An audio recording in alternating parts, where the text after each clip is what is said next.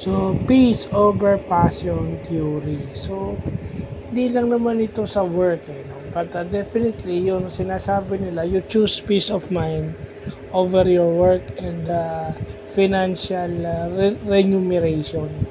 So, aanhin mo yung malaking sweldo o yung kita sa negosyo, kung may sarili kang negosyo, kung wala ka namang peace of mind. Yun ay ibig sabihin nun, kasi yung business, it's your passion. Gusto mo siyang gawin. Pero kung wala ka namang peace of mind, kasi dapat, if you got the passion, meron kang peace of mind dahil komportable ka doon, safe haven mo o safe place mo yung passion mo eh. Pero hindi sa lahat pagkakataon ganun. Pero hindi lang yan sa work. No? May ibang aspeto ng buhay na you choose peace rather than kung ano yung ibang bagay na pwedeng bumagabag o makadistract sa atin. Pwede mag-cause ng stress. Okay? Yun. Yeah? Kaya nga minsan sinasabi nila social media, Facebook, Twitter, Facebook, X, Instagram, TikTok, all those social media platforms are toxic.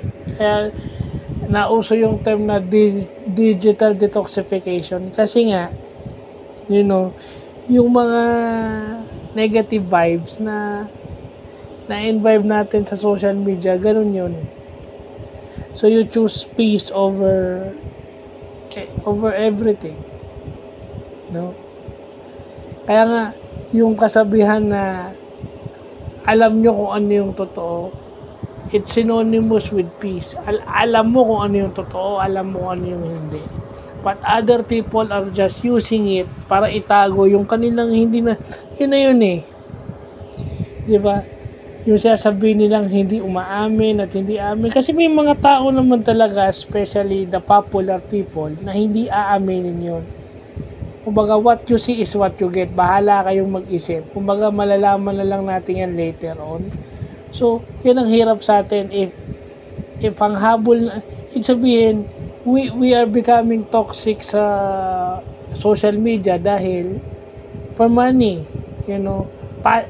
Passion natin yung passion natin yung makakita ng news about our favorite celebrities, but ang nasa-sacrifice minsan is yung peace of mind natin kasi sumasabay tayo doon sa mga bashing, pinagtatanggol natin yung mga biases natin, yung sinasabi nga ni Vice Ganda di ba? Kakaaway nyo doon sa ibang mga fandoms, yung idol nyo yung nasisira. At kahit wala silang kaalam-alam, nai-stress sila, nawawalan sila ng peace of mind dahil sa inyo.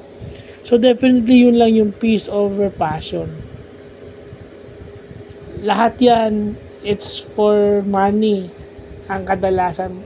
Second reason is money. The second reason is yung passion mo na gusto mo ipagtanggol, gusto mong malaman yung tungkol sa mga bagay na yun. So, yun lang po.